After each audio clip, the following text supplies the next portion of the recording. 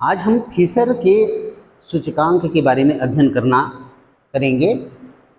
इसके पहले हमने देखा है कि फीसर के सूचकांक में आपने मूल्यानुपात पढ़ा था, श्रृंखलानुपात पढ़ा था। उसके बाद आपने कल की कक्षा में देखा था कि लेस्पेयर का सूचकांक क्या होता है, पाश्चे का क्या है, मार्शल एजवर्थ का देखा था, इसके साथ साथ डार्विस बाउले का देखा था। तो ये सब पढ़ लेने के बाद हम देखते हैं कि आखिर में सूचकांक में हमने इतने सारे विद्वानों का जो सूचकांक है वो पढ़ा है। तो ये सूचकांक है क्या, कैसे सूचकांक का हम आदर्श निकाल सकते हैं, कब एक सूचकांक आदर्श होता है, तो उसके बारे में देखिए। हम फीसर के सूचकांक को आदर्श सूचकांक कहते हैं। उसका क्या कारण है? तो 3 टेस्ट एक्चुअल में इंडेक्स नंबर के लिए होता है ना।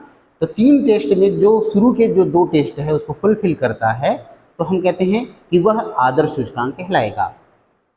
तो फीसर का जो सूचकांक है वो हम देखते हैं कि फीसर का सूचकांक है P01। बेस ईयर के अकॉर्डिंग करंट ईयर का जो इंडेक्स नंबर है उसमें जो लेस्पेयर और पाश्चे का हमने अभी पढ़ा था, दोनों का मल्टीप्लिकेशन करके अंडर रूट ले लीजिए। और हम जानते हैं कि किसी भी 2 संख्या का गुणा कर लेने के बाद उसका वर्गमूल ले लेते हैं तो उसका ज्योमेट्रिक मीन निकल जाता है, गुणोत्तर माध्य निकल जाता है। तो हम कह सकते हैं कि फीसर का जो सूचकांक है वो लेस्पेयर और पाश्चे के सूचकांक का गुणोत्तर माध्य होता है। तो इस प्रकार देख रहे हैं कि लेस्पेयर की वैल्यू हमने कल ही देख ली थी कि 1000 होती है। पी क्यू को 1000 कर दिया आपने, है ना। और पाश्चे का 1101 होता है तो हमने 1101 फुटनोट पे लिख दिया है। और उसके बाद हमको पता है कि इन्हीं 4 चीज की आवश्यकता हमको इसके पहले पढ़े गए पूरे सूचकांक में भी आवश्यकता पड़ी थी। तो चाहे लेस्पेयर का हो, पाश्चे का हो, मार्शल एजवर्थ का हो, चाहे डार्विस बाउले का हो। तो फीसर में भी इन्हीं 4 चीज़ों का हमको मल्टीप्लिकेशन करना होगा। हम देखते हैं पुनः यहाँ पर 2015 और 2020 2 वर्ष दिए हैं। ये पुराना वाला वर्ष है जिसको हम बेस ईयर कहेंगे, है ना। ये न्यू ईयर है जिसको हम करेंट ईयर कहेंगे। बेस ईयर 2015 में हम देखते हैं कि किसी वस्तु की जो प्राइस थी वो P0 हो जाएगी। यहाँ पर 4 वस्तुओं के संदर्भ में बात की जा रही है। तो 4 वस्तु ABCD जो हैं उसकी कीमतें 12 रुपये, 4 रुपये, 8 रुपये और 20 रुपये थी। इन कीमतों के आधार पर हम देखते हैं कि कितनी क्वांटिटी हम खरीदते थे बेस ईयर में। तो 100 यूनिट खरीदते थे 2015 में, 4 रुपये में 200 वस्तु, 8 रुपये में 120 वस्तु और इसी प्रकार 20 रुपये में 60 वस्तु खरीदते थे। ये हो गया हमारा बेस ईयर 2015 की बात। अब हम देख रहे हैं 2020 जो करेंट ईयर है, वर्तमान में क्या हो रहा है। हम देखते हैं कि वस्तु ABCD ही है, उसकी कीमतें बढ़ करके 12 से 20 रुपये हो गई। यहाँ पर 4 रुपये की वस्तु 4 रुपये ही है। तीसरी वस्तु C जो है 8 रुपये के स्थान पे 12 रुपये हो गई। और चौथी वस्तु जो 20 रुपये की थी तो 24 रुपये हो गई है। इस बेस पे देख रहे हैं कि क्वांटिटी डिमांडेड जो है उसकी क्वांटिटी कितनी अब यूज करता है व्यक्ति।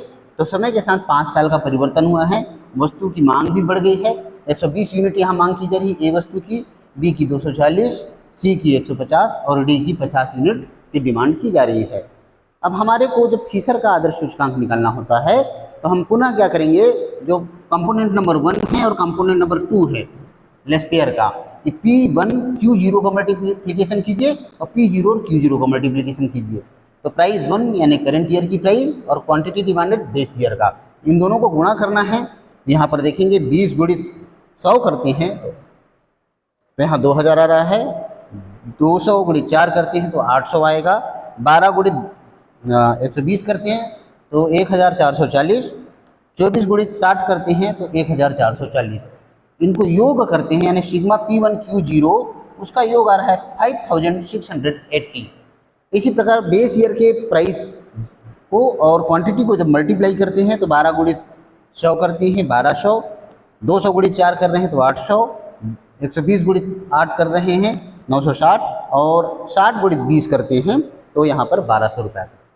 तो इस प्रकार इसका भी हम योग ज्ञात करते हैं तो सिग्मा P0 Q0 की वैल्यू जो है 4160 रुपीज़ आ रही है। तो ये हमने लेस्पेयर का फाइंड कर लिया, ये लेस्पेयर का हमको पता चल गया।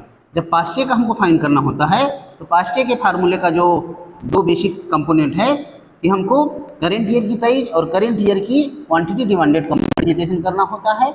और दूसरा कंपोनेंट है जिसमें बेस ईयर का प्राइस और क्वांटिटी डिमांडेड जो है वो करंट ईयर की होती है। तो ये 2 चीज़ को मल्टीप्लिकेशन करना है। हम पुनः इस को फोकस करते हुए इसका मल्टीप्लिकेशन करेंगे और जब योग ज्ञात करते हैं तो सिग्मा P1 Q1 जो है वो 6,360 रुपीज आ रहा है, जबकि P0 Q1 का जो समेशन है सिग्मा P0 Q1 वो है 4,600। तो जो चारों मूल कंपोनेंट जो है लेस्पियर और पास्चे का जब हम फाइंड कर लेते हैं तब हम जाते हैं फिशर के आदर्श सूचकांक की ओर। यहाँ पर आप देखते हैं लेस्पियर और पास्चे का गुणा कर रहे हैं और उसके बाद जो भी कंक्लूजन आएगा उसको 100 से मल्टीप्लाई करना पड़ेगा। लेस्पियर का फार्मूला हम 1000 के बेस पे पुट कर रहे हैं, है ना, और पास्चे का 1100 एक वैल्यू पुट करते हैं। जो हमने प्राप्त किया है इस टेबल से कि P1 Q0 का जो समेशन है 5080 है, जबकि P0 Q0 का मान 4160 है। इसी प्रकार P1 Q1 और P0 Q1 की जो वैल्यू है 6360 और P0 Q1 का है 4600। इसका हम क्या है डिवाइड करते हैं, लेस्पियर की वैल्यू आ रही है 1.365, आप चाहे तो 136.5 कह सकते थे अगर 100 से मल्टीप्लिकेशन करते तो। इसी प्रकार पास्चे का वैल्यू आ रहा है 1.383 यानी 138.3। ठीक, तो हम दोनों का मल्टीप्लिकेशन करते हैं, वो आ रहा है 1.888, इसका स्क्वायर रूट लेते हैं तो 1.374 आ रहा है। अंतिम में 100 का मल्टीप्लिकेशन कर दीजिए तो 137.4 आता है, जो कि फिशर का सूचकांक का मान है। तो हम अगर बात करें कि इस प्रश्न में फिशर का निकालना था तो लेस्पियर और पास्चे का आप चाहें तो पृथक पृथक निकालें, उसका मल्टीप्लिकेशन करके निकाल सकते हैं। तो इस प्रकार फिशर का जो इंडेक्स नंबर की जो वैल्यू है 137.4 आई, यानी हम कह सकते हैं कि 2015 की तुलना में 2020 में वस्तुओं में 37.4% की वृद्धि हुई है। ठीक, थैंक यू।